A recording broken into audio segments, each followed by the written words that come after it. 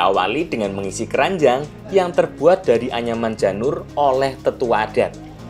Keranjang ini disebut panjang ilang. Panjang ilang diisi oleh sesaji, makanan seperti nasi, jadah, nasi uduk, tempe bacem, bihun, oseng tempe, dan juga beberapa cemilan. Tidak lupa juga hasil bumi seperti pisang, kacang, ubi, dan lainnya.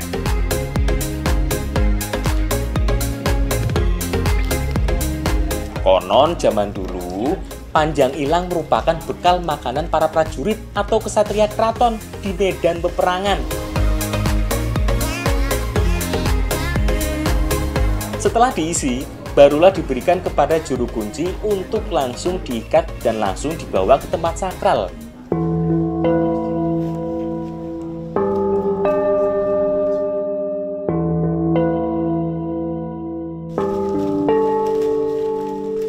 Panjang ilang sebagai wadah sesaji buangan dibawa ke tempat yang dianggap sakral secara turun-temurun. Sesampainya di tempat sakral, panjang ilang akan digantungkan di satu titik yang sudah ditentukan secara turun-temurun. Barulah juru kunci membakar dupa sebagai salah satu syarat dan mulai memanjatkan doa kepada Tuhan Yang Maha Kuasa.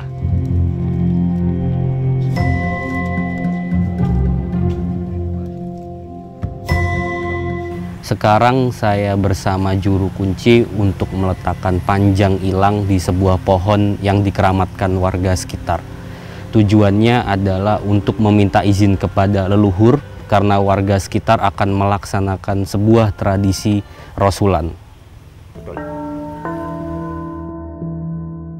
Setelah memasang panjang ilang, barulah acara rosulan bisa dilaksanakan oleh warga.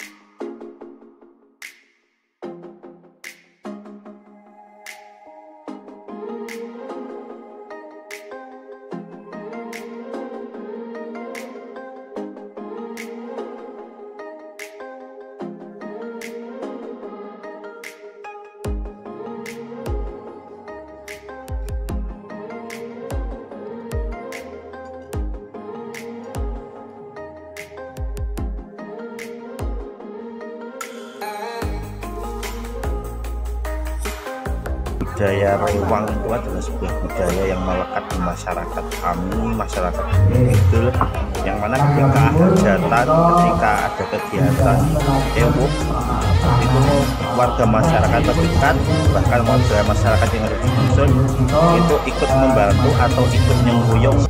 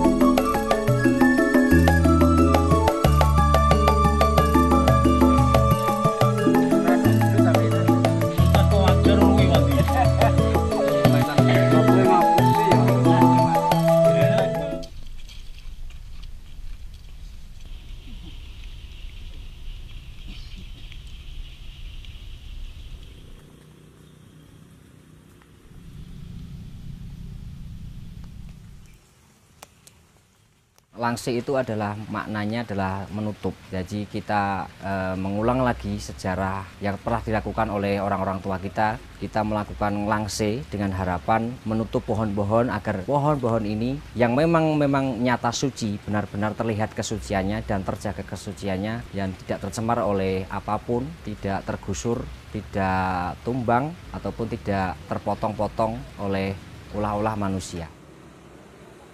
Tata cara ngelangse itu adalah berdoa meminta bahwa kita akan melakukan upacara ngelangse. Kemudian kain itu dililitkan berputar ke arah kiri dengan arahan melawan jarum jam. Yang ini perputaran ini sangat banyak sekali kita jumpai. Misalnya adalah perputaran orang-orang tawaf di Masjidil Haram, kemudian perputaran kalau di Jogja ada tradisi perputaran mubeng beteng. Dan ini adalah perputaran yang sama, melawan putaran jarum jam. Dengan harapan jika bumi ini berputar ke kanan dan kita berlangse ini berputar ke kiri, dia akan tangkep atau gatuk begitu. Kalau jumlah orang yang melakukan itu tergantung pohonnya. Kita pernah ngelangse sebanyak 12 orang, karena pohonnya sangat besar sekali. Dan kita memakai 22 meter kain morinya.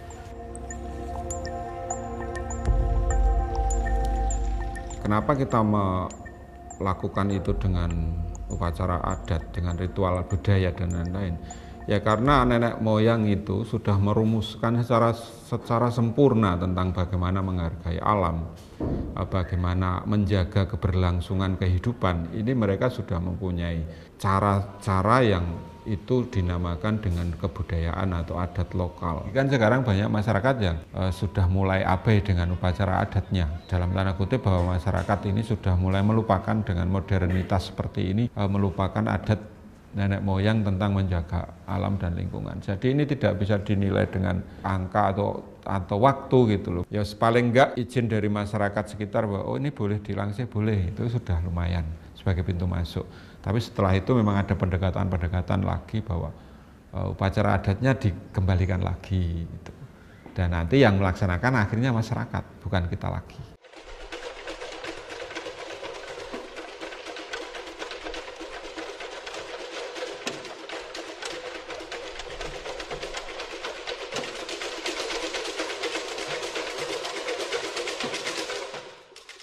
Kalau dikatakan menyembah pohon ataupun dicap sebagai itu adalah perbuatan yang tidak sesuai dengan agama, mungkin karena belum sepaham ataupun belum duduk bersama kami dan mengobrolkan dan bertanya jawab tentang apa itu makna ritual, apa itu makna bunga, kenapa ini dilangse, dan makna-makna sesajian lainnya. Karena dalam setiap sesajian itu kan maknanya sangat dalam, seperti menghormati bapak, menghormati ibu, kemudian menghormati arah mata angin, kemudian ada makna jarwo dosok kalau dalam bahasa Jawa, memaknakan kata seperti bunga gantil itu artinya kumantil kepada pangeran. Kemudian ada melati itu mulating ati atau hati yang selalu melihat itu dengan kebaikan. Sebetulnya filosofinya itu sangat dalam, sangat besar, sangat luhur ya, cuman karena mungkin karena itu mereka belum duduk bersama kita sehingga mereka belum memahami apa itu makna sebenarnya. Gombjoknya landung kan? Ngapa iki reaksi apik tenan. Ini ya, mesti ora iki. Pak, Reaksine gombjok pengkeret ini ngapa ya?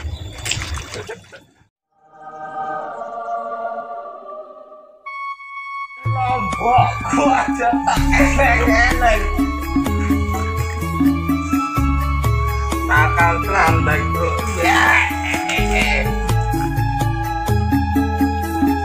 Selamat siang. Hari ini kita ngedusi sapi. Aja berat. Sapi yang tak tarik kayak kae. Kudu sapi ning apa jenenge? Kelinci, kancil. Ngopi. Rada berat iki.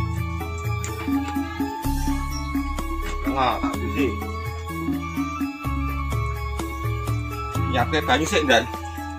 Dia bareng mrene.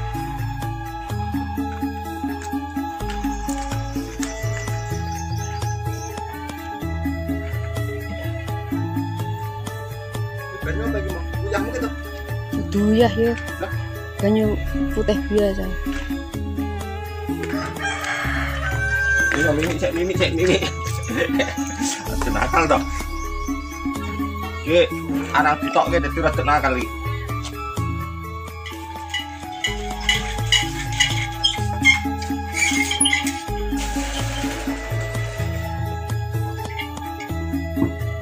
Banyu manual iki, Bos. Awas beribu kecondon. Menawan dan kita vakum dan siapkan dulu air setin untuk mengantisipasi tatak. Ini sapi semen ini rawan oke tatakin dan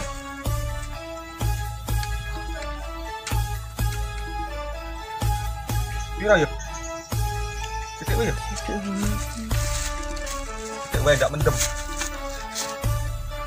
ya, air sepin dikai air supaya nih soroto ngomong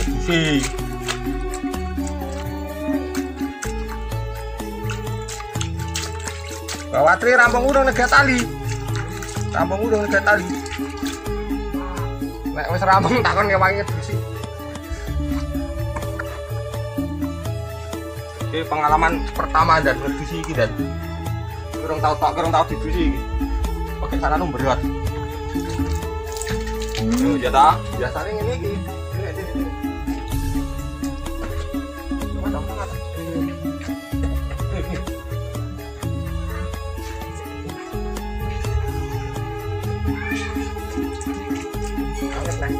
Anyep.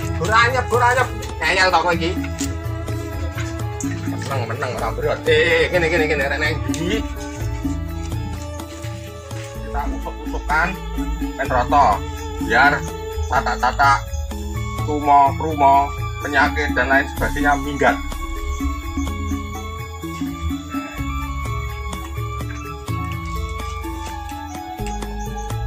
Pertama-tama gundulnya diusuk-usuk. Ngopel. Kurang apa-apa, ini tak talen ini kan.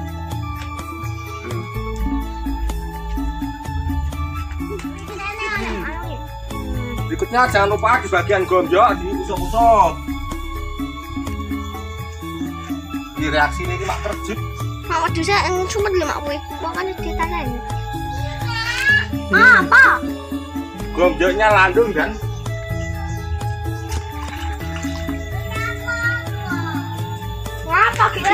iki reaksine apik tenan iki. Ini ya, mesti ora iki.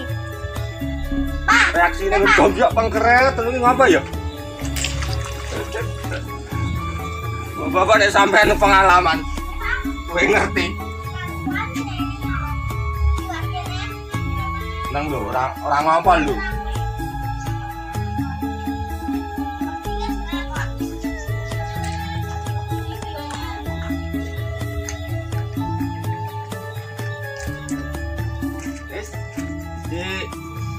Sing rawan nggon kuping kene iki, Dad. Iki. Wes nang ndi meneh.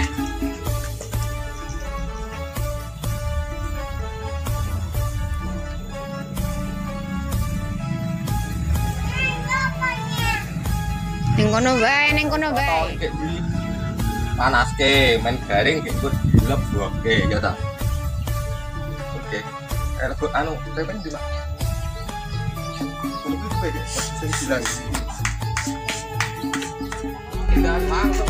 Aku wedi, Pak. Wedi. Apa? Wedi kae, Pon. Ora apa-apa. Langsung rawat di lembut. Cek, Pak. Sudah Mundur ya. Lihat tekan gini, Pak, aku.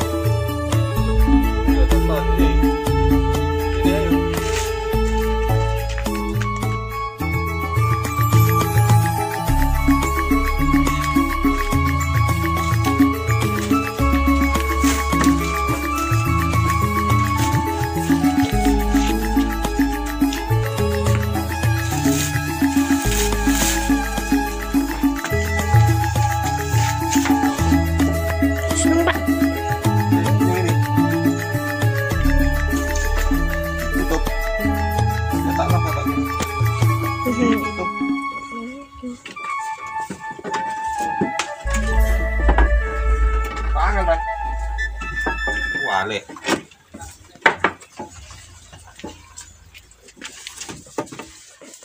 Terbuat dari kayu. Sementara yang di atas sana meskipun itu nampak seperti triplek, sebenarnya itu adalah asli masih kayu. Cuman karena kemarin itu pada saat mau punya hajat, ini dicoba untuk dicat, sehingga warnanya akan berbeda. Kemudian pintu ini sudah mengalami 4 kali dibongkar, dipasang. Tapi bukan artian yang lain, dibongkar dan dipasang ini untuk hajatan. Jadi untuk hajatan ini dibongkar dulu, kemudian dipasang kembali selama 4 kali. Ternyata alhamdulillah ini tidak mengalami rusak sama sekali. Ini batas daripada antara lintring dengan pendopo. Kemudian di sana tembok yang ada di sebelah kiri itu kalau dulu dinamakan bangunannya bentuknya bligon. Bligon itu terdiri dari semen merah, kemudian gamping, kemudian pasir, kemudian ada batu putih untuk membuat itu. Nah, di sana di sebelah kiri ini dari sudut pendopo sampai di belakang omah jero di sana kira-kira 25 cm panjangnya. Dengan diameter itu lebarnya 40 cm. Demikian untuk yang antara lintring dengan pendopo. Untuk itu saya akan segera masuk ke ruangan pendopo di joglo ini. Untuk itu saya akan buka pintunya terlebih dahulu.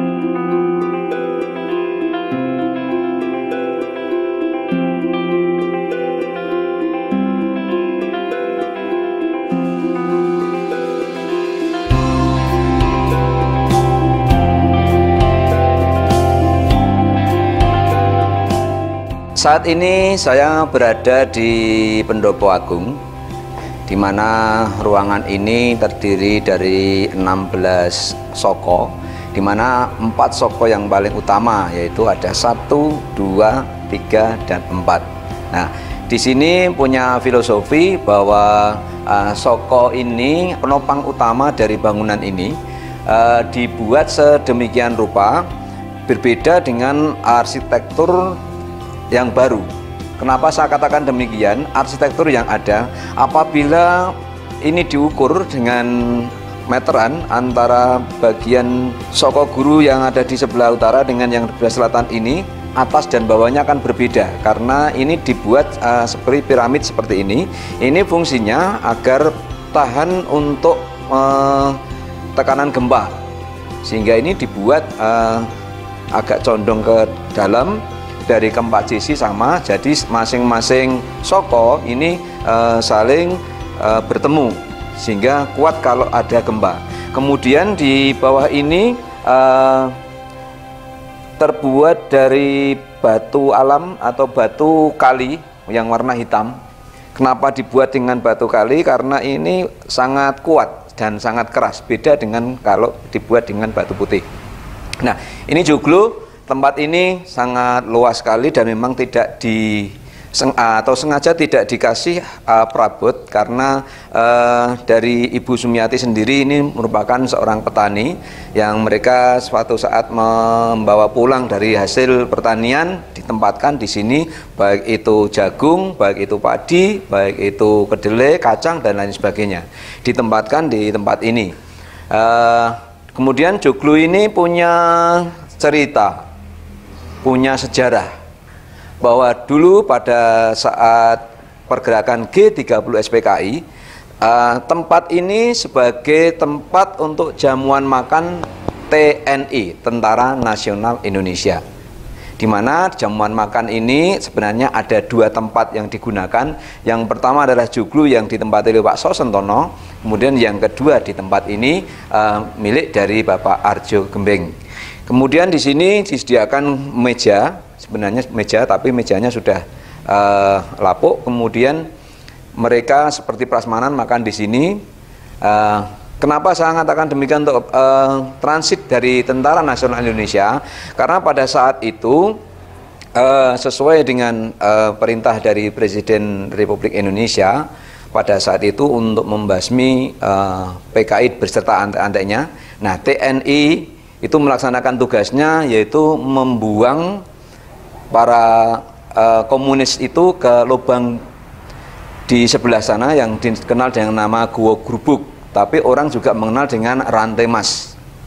Nah, itu ada cerita, konon ceritanya ada satu komunis itu yang punya kelebihan karena diameter dari gubuk itu sendiri itu luasnya 12 meter dari arah barat ke timur, selatan ke utara itu kira-kira 12 meter, tapi kalau misalnya dilemparkan ke tengah itu bisa lompat sampai di sebelah sana. Nah, itu hanya itu cerita tentang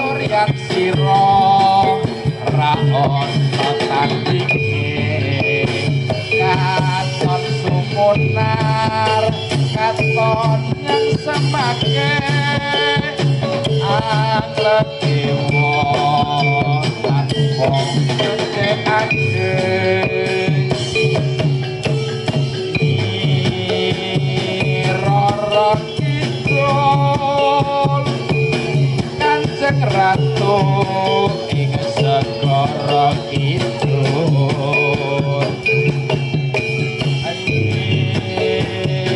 rara kidul kang jumeneng ing segara kidul.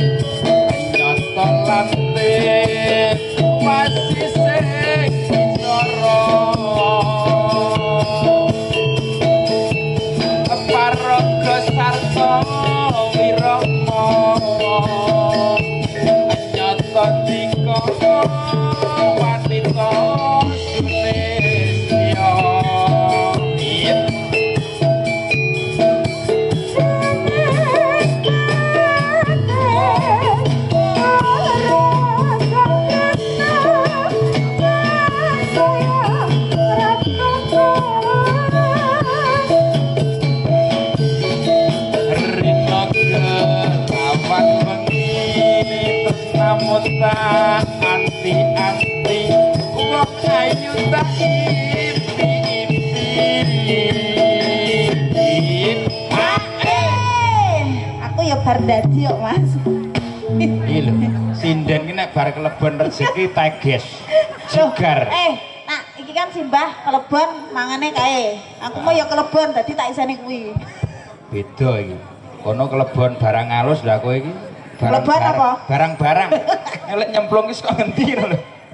Saka sarating netramu. Ora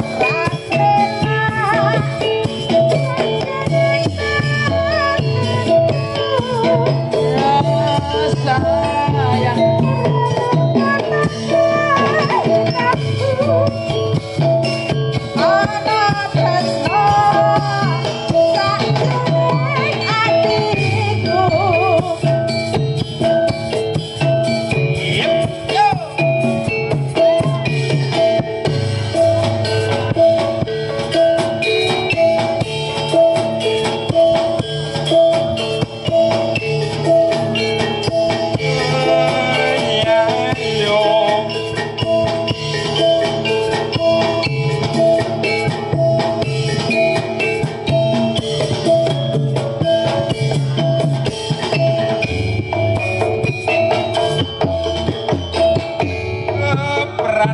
sroting atiku analikane sepisan ketemu kenale lho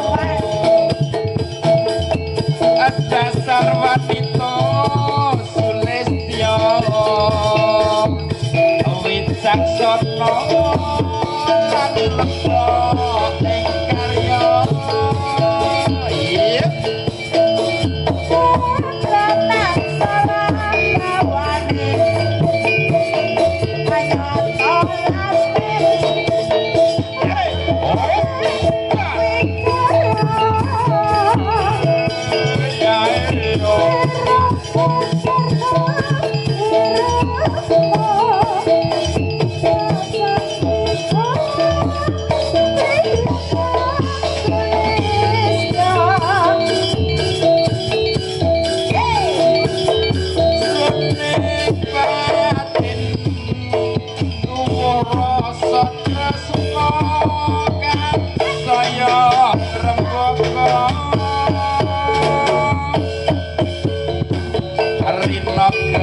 lawan wengi tresna mutak anti-anti wong ayu tak impi-impi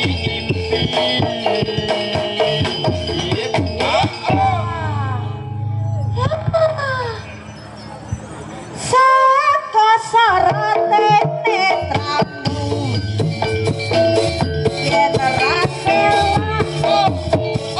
yen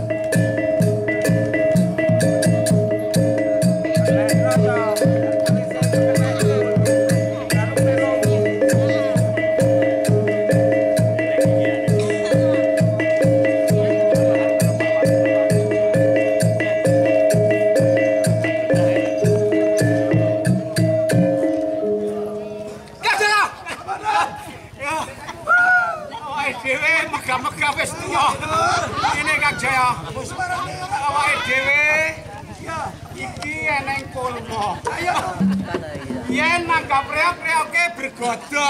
Dadi rasa beber. Iki ngene Kang Jaya. Janane kepang tokke ra ketang sedelo. Ayo.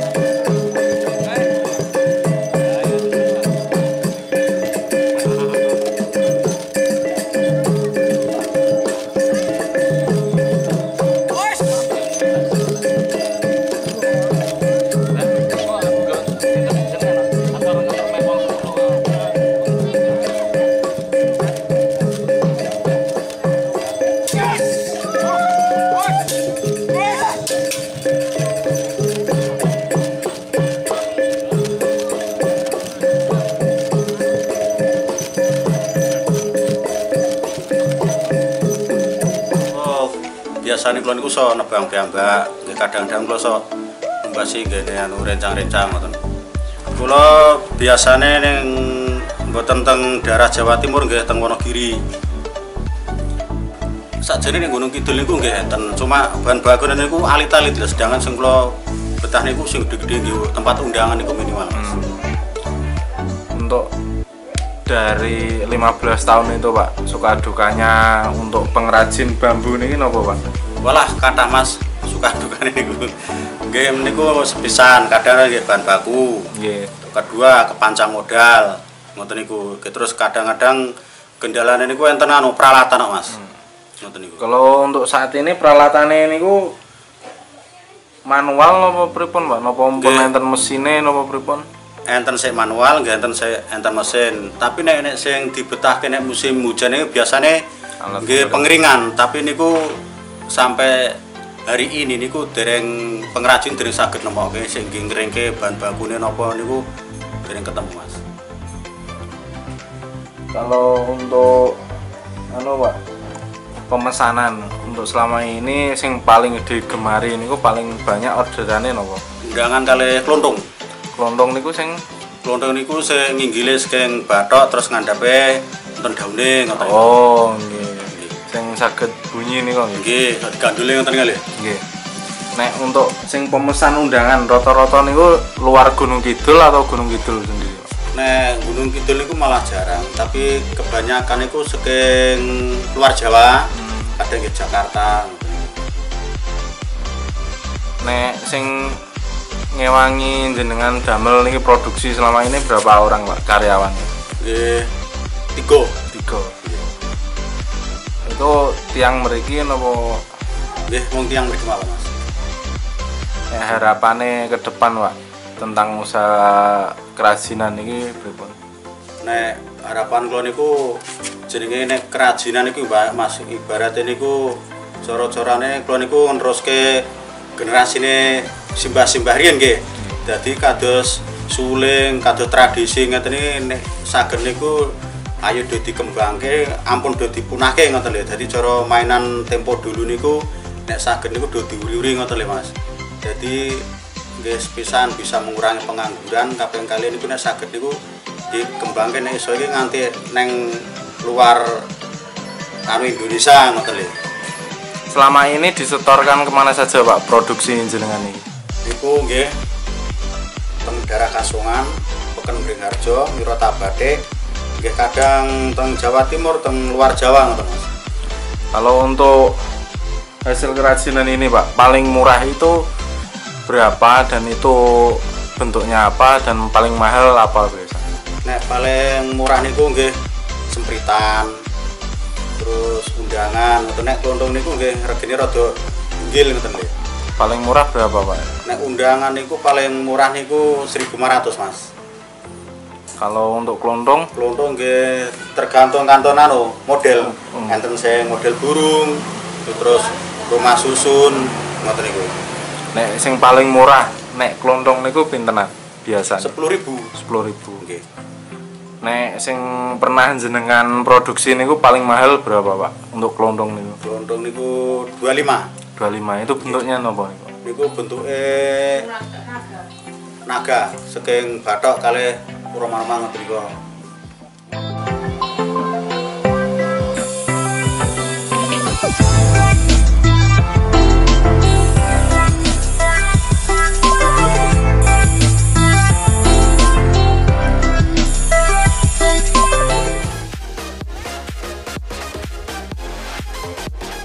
Bagi kalian yang ingin liburan ke Yogyakarta, coba deh mampir ke sini. Lokasinya ada di Dusun Plumpungan, Kecamatan Patu, Kabupaten Gunung Kidul, Yogyakarta. Dusun Plumpungan juga dikenal sebagai sentra kerajinan batik kayu yang unik. Wah, kok bisa sih batik ditulis pada media kayu? Biasanya sih batik dibuat di atas kain. Sebagai sentra kerajinan batik kayu, Desa Plumpungan juga disebut sebagai tempat wisata edukatif. Soalnya para pengunjung bisa lihat langsung proses pembuatan batik kayunya. Jenisnya beragam, mulai dari topeng kayu sampai aneka bentuk hewan seperti bebek atau kura-kura. Penasaran cara buat batik kayu? Yuk kita intip proses buatnya. Prosesnya masih tradisional banget, Fems, tanpa menggunakan peralatan modern. Kayu dipotong-potong sesuai ukuran yang diinginkan. Kayu yang digunakan adalah jenis kayu sengon. Soalnya kayu sengon memiliki tekstur yang lunak dan menghasilkan warna yang lebih bagus. Kalau sudah dipotong, kayu akan dipahat membentuk wajah, mata, hidung, dan mulut. Hati-hati, jangan sampai salah pahat. Nanti bentuknya jadi nggak sempurna tuh. Sayang kan? Selanjutnya kayu diamplas agar lebih halus. Baru deh dicat dengan cat khusus kayu. Buat pola batik dengan pensil terlebih dahulu ya. Wah, tangan-tangan pengrajin mulai berkarya dengan penuh ketelitian tuh. Lalu dibatik menggunakan canting. Kalau sudah selesai, keringkan dengan cara diangin-anginkan saja. Jadi deh. Fems, seni kerajinan batik kayu bisa menghasilkan karya yang bernilai tinggi. Tapi harga jualnya cukup terjangkau, mulai dari Rp8.000 sampai puluhan ribu rupiah. Kalau mampir ke sini, jangan sampai nggak borong ya. Kapan lagi coba dapat barang berkualitas dengan harga murah? Hahaha.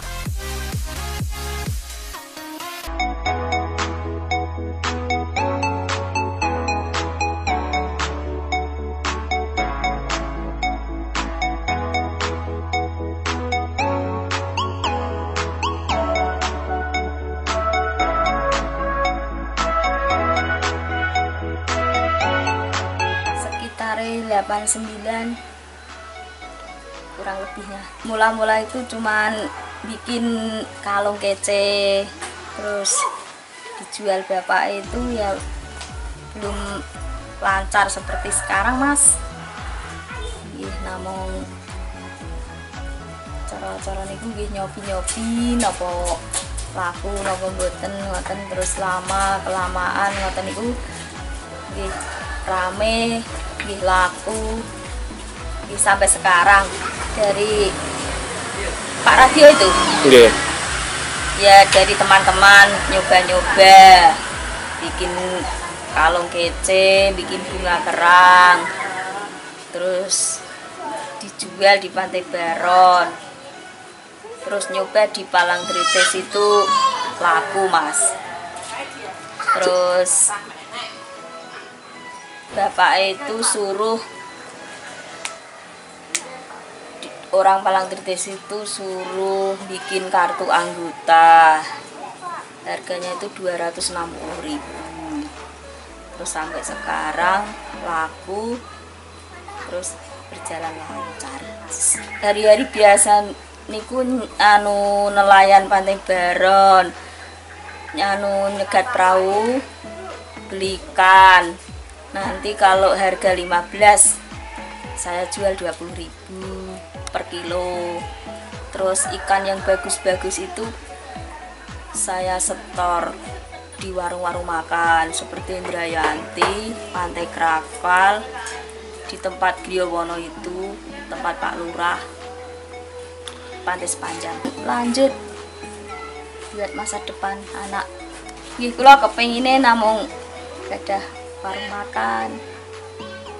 Nggih ngoten niku mangke nek wisata pun tetes kula lak gadah niku lho Mas. Tanah di sebelah pantai sepanjang. Mudah-mudahan besok kalau rame ya saya mendirikan rumah makan atau kamar mandi buat sampingan sing benar. Harapan lanjut perindustrian ngeten kemawon. Ini waktu lomba itu Mas Bapak dari perindustrian itu mulai dari bikin sampai memasarkan waktu lomba ini, lomba dusun, pas lomba dusun niki teng griya kula sing damel iki foto-foto nih. Terus niki waktu damel ngantos ajeng masarke niki ajeng Malang Kritis niki. Terus niki sik enten Pantai Baro niki pun pun dados dipasarke.